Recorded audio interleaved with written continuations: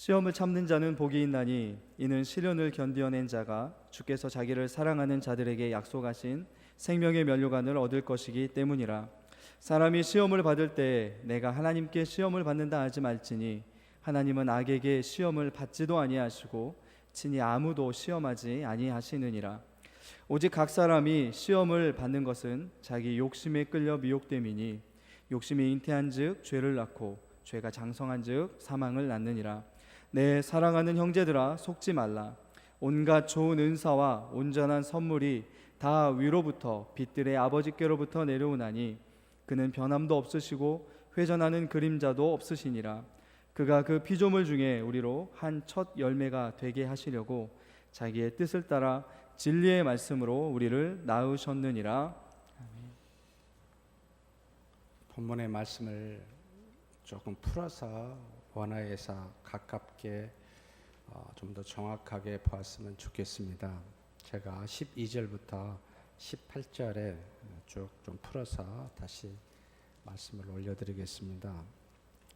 현재 시험을 참는 자는 복이 있는 사람인데 믿음의 확실함을 가진 사람은 자기를 사랑하는 사람들에게 약속했던 생명의 면류관을 얻을 것이기 때문입니다. 시험 받는 사람은 하나님으로부터 시험 받는다고 말하지 마십시오. 하나님은 시험하시는 악한 분이 아니십니다. 그는 누구도 시험치 않으십니다. 오직 휩쓸리며 미혹 중인 각각의 사람은 자기 자신의 욕심으로부터 시험을 받습니다. 욕심에 붙잡힌 자는 그 다음에 죄를 낳게 되고 죄가 행해지면 곧 사망을 낳게 됩니다. 그러므로 내 사랑하는 형제들이여, 육체의 욕심에 미혹당하지 마십시오. 각각의 좋은 선물이 또 각각의 온전케 하는 선물이 전부 다 위로부터 곧 빛들의 아버지로부터 내려오는 중입니다. 그분은 변화도 회전하는 그림자도 없으신 분이십니다. 그리고 피조물 중에 첫 번째가 되게 하기 위하여 소망 중에 우리를 진리의 말씀으로 낳으셨습니다. 이게 지금 읽은 야고보서의 좀 정확한 표현이다, 해석이다라고 보입니다. 사실 이 말씀을 하기 이전에 야고보서 첫 부분을 좀 보아야 됩니다. 도대체 시험이란 무엇인가? 2절에서부터 4절 이것도 좀 풀었습니다. 내 형제들아, 여러분은 여러 가지 시험을 갑자기 만날 때 모든 기쁨을 생각하였습니다. 이는 여러분이 가지신 믿음의 확실함이 인내를 만들어내는 줄을 알기 때문입니다. 그러므로 여러분은 부족함이 없이 성숙하고 흠이 없는 자가 되기 위하여 인내를 온전히 이루십시오. 이게 이제 정확한 해석인데 우리 한글 성경은 조금 다르게 되어 있습니다. 기뻐하라라고 명령하고 되어 있는데 야고보가 핍박받고 있는 믿음의 형제 자매들에게 여러분은 기뻐하고 있습니다. 그리고 대신 명령을 믿음의 확실함을 가지고 가게 되면 그에 따라서 오는 인내가 있는데 이 인내를 끝까지 이루십시오라고 인내를 끝까지 이루는 것에다가 명령어를 줬습니다.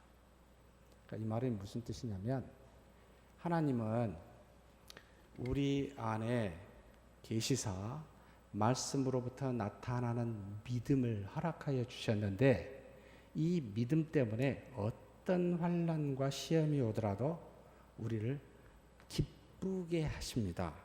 그런데 이 기쁨을 주는데 하나님이 주신 거예요. 그 기쁨 때문에 저절로 우리는 인내하게 되어 있습니다. 그런데 우리한테는 이 인내를 가다가 중단하지 마시고 끝까지 가십시오. 그리하면 우리로 하여금 흠이 없이 온전하게 성숙하게 만들어줍니다. 이게 이제 첫 번째 표현인데, 한글 성경의 1장 3절에 이는 너희 믿음의 시련이라는 말을 써서 이 시련이라는 말로 오해가 돼서 조금 우리가 곤란하게 해석을 하게 됩니다. 사실 이 말은, 자, 한번 저를 보지 마시고 말씀을 보셨으면 좋겠습니다. 성경 야고보서 1장 3절을 한번 펴봐 주십시오. 이는 너희 믿음의 시련이 인내를 만들어내는 줄을 너희가 알미라. 자, 믿음의 시련이 인내. 여기서 시련이라는 말이 나오고, 우리가 읽었던 본문 12절에 시험을 참는 자는 복이 있나니 이는 시련을 견디어. 그래서 여기 시련은 도키미온이라는 의미로 해석을 했는데, 베드로전서를 한번 펴보셨으면 좋겠습니다. 성경 몇 장만 뒤로 넘기면 2장입니다. 2장만 뒤로 넘기면 베드로전서가 나오는데, 베드로전서 1장 7절 말씀입니다. 그러므로 저만 읽으니까 안 되겠네요. 같이 좀 읽으셨으면 좋겠습니다. 1장 7절에 자, 같이 한번 읽겠습니다. 그러므로 너희가 이제 여러 가지 시험으로 말미암아 근심하게 되지 않을 수 없으나 오히려 크게 기뻐하는도다. 그 다음 7절입니다. 너희 믿음의 확실함은 불로 연단하여도 없어질 금보다 더 귀하여 예수 그리스도께서 나타나실 때에 칭찬과 영광과 존귀를 얻게 할 것이니라. 여기 믿음의 확실함이라고 표현되어 있습니다. 여기 확실함하고 야고보서에서 나타난 믿음의 시련, 이 똑같은 도키미온이라는 썼습니다. 믿음의 시련을 견디어낸 자, 야고보서 1장 12절, 베드로전서 1장 7절은 믿음의 확실함으로. 도대체 확실함과 시련이 같은 용어인데 이렇게 따로 번역을 해놔서 우리로 하여금 헷갈리게 되어 있는데, 정확한 의미는 시련보다는 확실함이 더 의미가 가깝습니다. 무슨 말이냐? 하나님이 우리 안에 계십니다. 믿습니까? 이 하나님이 우리 안에서 무엇을 하실까요? 좋을까요? 주무실까요? 품이 너무 따뜻하니까 너무 졸린다. 그러셔서 졸거나 주무실까요? 전혀 그러시지 않으시죠. 졸지도 주무시지도 아니하시며 무엇을 하실까요? 바로 예수님께서 성령님에 대해서 증거를 하실 때 우리로 하여금 하나님의 말씀, 곧 예수 그리스도 내가 한 말을 생각나게 하고 진리 가운데로 인도하시리라. 그리고 무슨 말을 하든지 염려하지 말라. 내 안에 계신 하나님이 전부 다 알게 하신다 해서 우리로 하여금 눈에 보이는 성령의 감동으로 하나님의 선지자가 쓰게 하신 이 외적 증거라고 말하는 이 하나님의 말씀 66권과 우리 안에 오시사 안에 계신 하나님이 내 마음에 계십니다. 마음판에다가 외적 증거인 하나님의 말씀을 새기십니다. 그래서 놀랍게도 우리가 읽은 본문의 말씀은 우리 마음판에 새겨서 무슨 이야기를 하고 무슨 행동을 할 때 하나님의 뜻이 무엇인가를 깨닫게 하시는 은혜가 내 안에서 작용합니다. 그래서 지금 야고보는 이걸 알고 여러분 시험을 만나면 내 안에 계신 하나님이 나로 하여금 말씀하십니다. 이 말씀하시는데 이 말씀을 받아들이면 믿음이 돼요. 이 믿음에 확실하게 거하게 되면 현재 오는 여러 가지 시험이 여러분 어떻게 돼요? 기뻐져요. 그리고 저절로 참아져요. 왜 참게 될까? 이것은 조금 앞에를 보아야 될 필요가 있습니다. 야고보는 예수님의 바로 밑에 동생입니다. 예수님의 동생이 4명이 있었습니다. 야고보, 야고보, 요셉, 시몬, 유다. 그래서 성경의 저자 중에 유다서도 예수님의 동생이에요. 그리고 이 야고보서도 예수님의 바로 밑에 동생입니다. 아마도 3살에서 5살 정도로 더 나이가 예수님보다 적을 거라고 보고 있습니다. 이가 하나님으로부터 그가 예수 그리스도께서 살아 있었을 때 친형이죠. 하나님의 아들이라고 느끼지 못했어요. 그래서 갈릴리에서 수많은 이적을 베풀 때 이 야고보가 뭐라고 형한테 이야기하냐면, 예수님, 형님, 여기서 베풀지 마시고 예루살렘에 가십시오. 이와 같은 능력을 거기서 베풀면 많은 사람이 따라오지 않겠습니까? 굉장히 지혜로운 말처럼 들리죠. 지혜롭게 말하는 게 아니고 뭐라고 이야기하죠? 한마디로 비판하는 겁니다. 무슨 총구석에서 이럽니까? 그냥 집어치우십시오 라는 의미였습니다. 신뢰하지 않은 거예요. 왜 그랬을까? 예수님의 아버지 요셉이 상당히 어린 나이에, 본인들이 어린 나이에 이 요셉이 아버지가 돌아가셨어요. 큰아들인 예수님은 30세가 되니까 하나님을 한답시고 가버립니다. 자기하고 동생과 어머니가 남았습니다. 예수님이 존경스러울까요? 그런 생각이 안 들겠죠. 가족을 버리고 간 예수님처럼 느껴진 겁니다. 그래서 이 야고보는 예수님이 십자가에 못 박혀 죽으신다는 소식을 듣고서도 안 갑니다. 어머니만 가셔요. 그 제자들 밑에도 아무도 십자가의 현장의 장면에 없었습니다.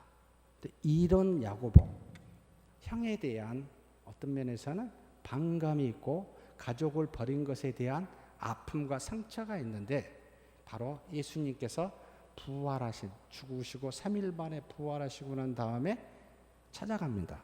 가장 먼저 본 사람이 게바였고, 그 다음에 12제자였고, 그 다음에 500여 형제였고, 그 다음에 자신의 동생 야고보, 그 다음에 만삭되지 못한 나라고 해서 바로 고린도 전서를 썼던 바울에게 보이셨습니다. 그때 예수님이 찾아갔었을 때 야고보는 육체의 형, 하나님의 아들로 탈바꿈하는 믿음이 형성이 됩니다. 분명히 죽었고 어떤 사람도 죽음에서 다시 살아날 수 없는데, 이 바로 형이, 예수님이 죽음에서 부활한 하나님의 아들임을 거기서 충격적으로 믿었을 거라고 추측을 합니다. 그 다음부터 바로 오순절날 성령이 임하여 감동을 받고, 정말로 스데반의 탄압에 의해서 엄청난 예루살렘에 유대인의 탄압이 왔을 때도 전부 뿔뿔이 흩어졌을 때 오직 12사도와 이 야고보가 남아 당시에 초대교회에 있었던 예루살렘 교회를 지켜가 이것으로 인정을 받아 12사도도 아닌 바로 이 야고보가 초대 예루살렘 교회 당회장이 됩니다. 굉장히 유명한 분이 됩니다. 그래서 바울과 바나바가 안디옥에서 1차 전도 여행을 갔다 오고 난 다음에 서기 아마 47년에서 49년도라고 보입니다. 그리고 와서 안디옥에 보니까 교회가 문제가 있었어요. 하나님의 율법을 지키지 않는, 다시 말하면 할례를 유대인 기독교인들이 8일 만에 받아야 된다. 이방인 기독교인들은 우리가 안 받아도 된다. 분쟁이 일어납니다.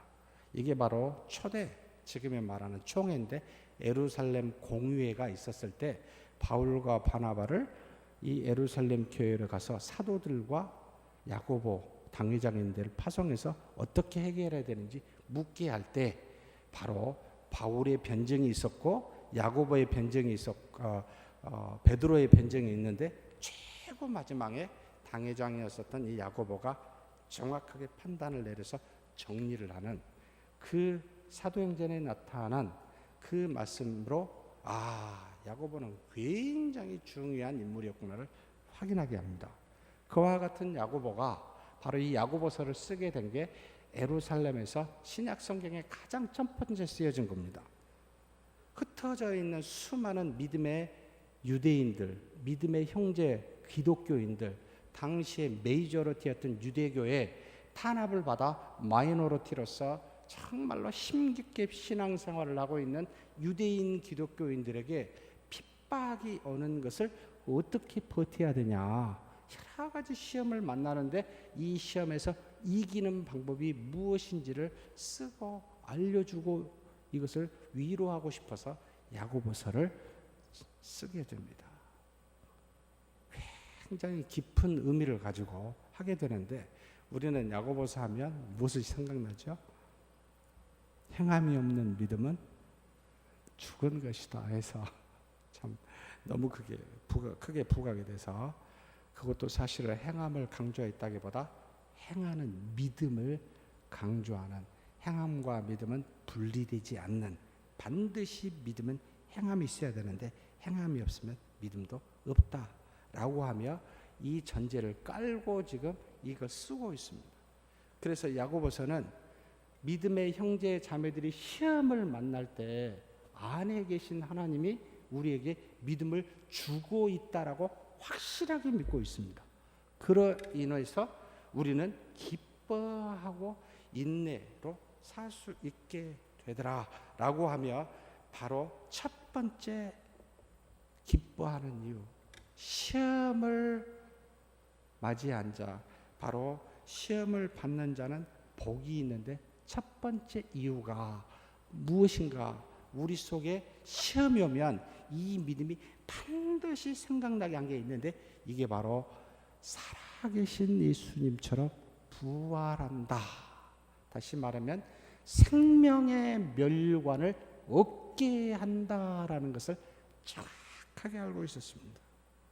그래서 그 마음속에 어떤 시험이 올 때마다 나는 다시 태어나 하나님의 아들로 자녀로 영원한 생명을, 영생을 갖고 살게 되는 나의 종말은, 나의 최후는, 최후의 목적은 바로 이와 같은 삶을 사는 것이다 라는 걸 내 안에 계신 하나님이 믿음을 통하여 알려줘서 이걸 생각하고 기뻐하였던 겁니다. 사랑하는 성도 여러분, 시험은 우리에게 이와 같이 영원한 생명, 생명의 면류관을 깨닫게 해주는 굉장히 놀라운 하나님의 도구였습니다. 시험이 없으면 생각을 안 해요. 이 땅이 좋아요. 여기가 좋사오니 초막 셋을 짓고 싶어요. 안 가고 싶어요, 저기를. 그런데 시험과 환란이 오므로 말미암아 내가 갈 곳이 있구나, 그 나라는 영원한 나라구나, 영생이 있구나를 확실하게 알게 하기 때문에 기뻐한 겁니다.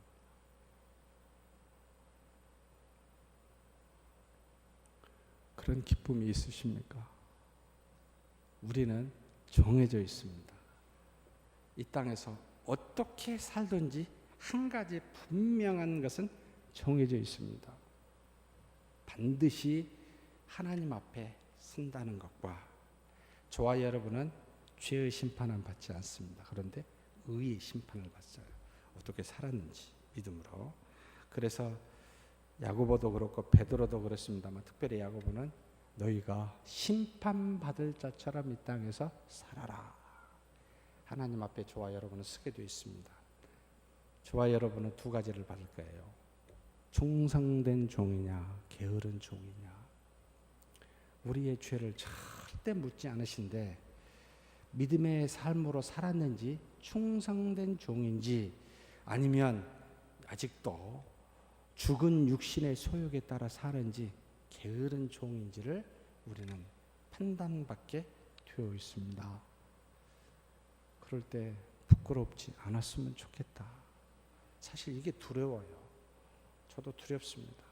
정말 충성된 종이라고 하나님으로부터 칭함을 받을 수 있을까?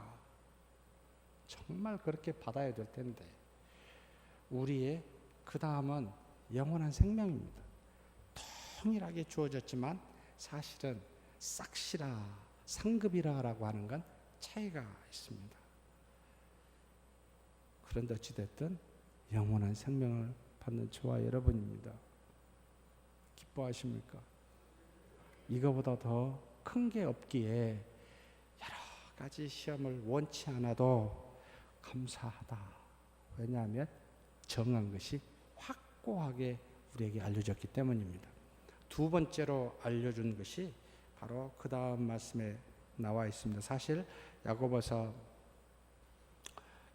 4절, 1장 4절인데, 그러므로 여러분들은 부족함이 없이 성숙하고 흠이 없는 자가 되기 위하여 인내를 온전히 이루십시오. 시험은 우리로 하여금 부족함이 없게 성숙하게 만듭니다.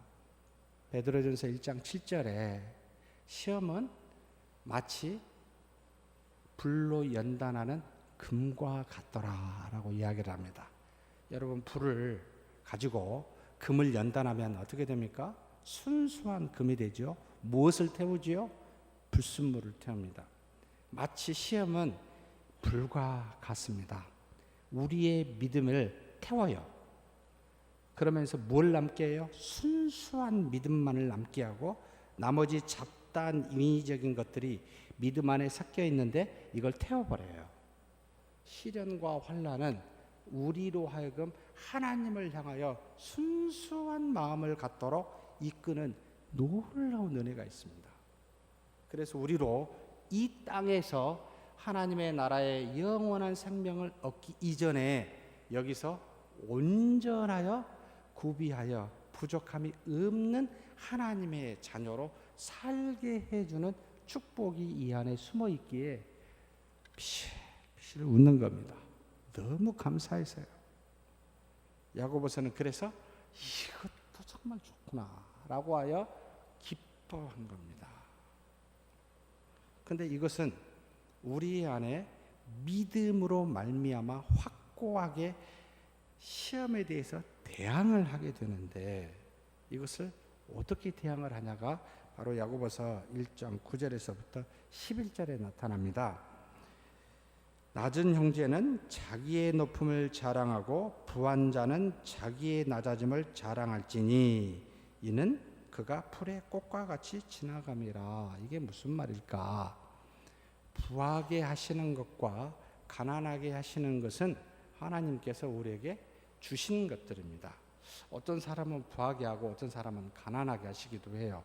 이왕이면 부하게 하시지, 하필이면 가난하게 해가지고 이런 고생을 할까라고 생각할지 모르지요. 그래서 예수님께서 한마디 하셨습니다. 부자는 하나님의 나라에 들어가기가 어때요? 마치 낙타가 바늘길을 통과한 것처럼 쉬워요? 어려워요. 그래서 사실 많이 부하는 것을 구하시면 안 됩니다. 근데 가난함이 왔어요. 가난한 형제입니다.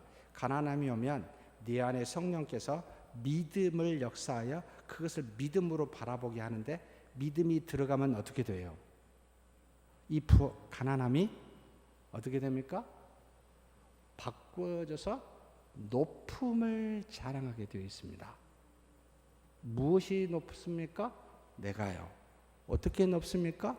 비록 이 땅에서는 수많은 사람이 자본주의 안에서 가난하다라고 말하여 절망이 되고 실망이 되고 무능하다고 수많은 비판이 있을지 모르지만, 그러나 나는 하나님이 네 안에 계심으로 하나님의 자녀가 되어 영원히 하나님의 나라에서 사는 높아진 하나님의 모습입니다. 그리스도와 같은 그런 모습을 가지고 사는 사람입니다 라고 생각하는, 그래서 가난함이 올 때 믿음이 들어가면 높아지게 되어 있고요.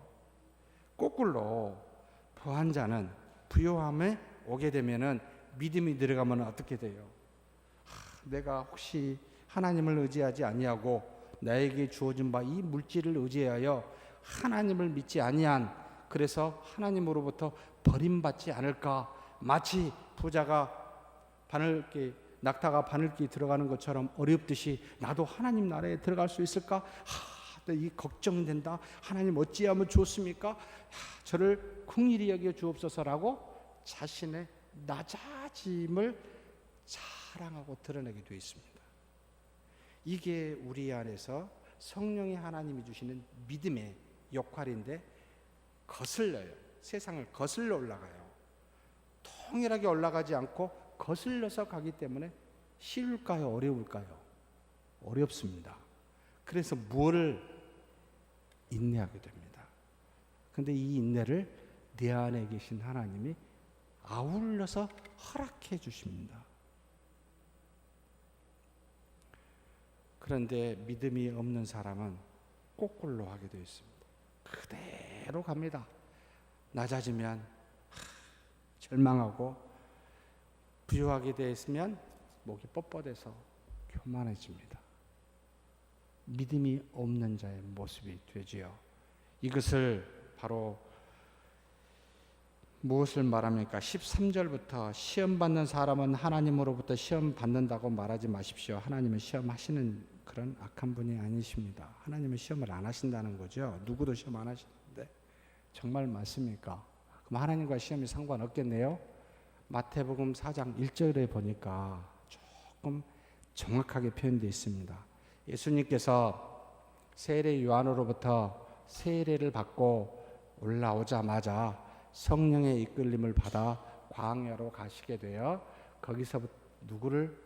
사단으로부터 시험을 받는다. 그래서 성령에 이끌려 사단에게 시험을 받는다라고 4장 1절에. 무슨 소리죠? 마치 예수님을 시험하는데 성령님과 사탄이 합작하고 있는 듯한 느낌이 들지요. 무슨 말입니까?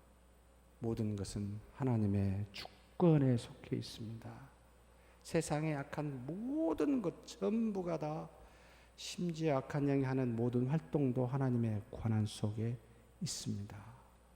그래서 우리는 두려워할 자가 옆에 계시는 분도 아니요, 악한 영도 아니라 우리의 생명을 주관하시는 하나님밖에 없습니다. 그분이 모든 것을 하시기에 그분만을 두려워 경외하십시오라고 말하는 겁니다. 그런데 하나님께서는 왜 이렇게 사단을 시험을 주도록 우리에게 합니까? 믿음을 확고하게 하기 위해서입니다. 우리로 하여금 믿음을 확실하게 갖도록 하기 위해서입니다.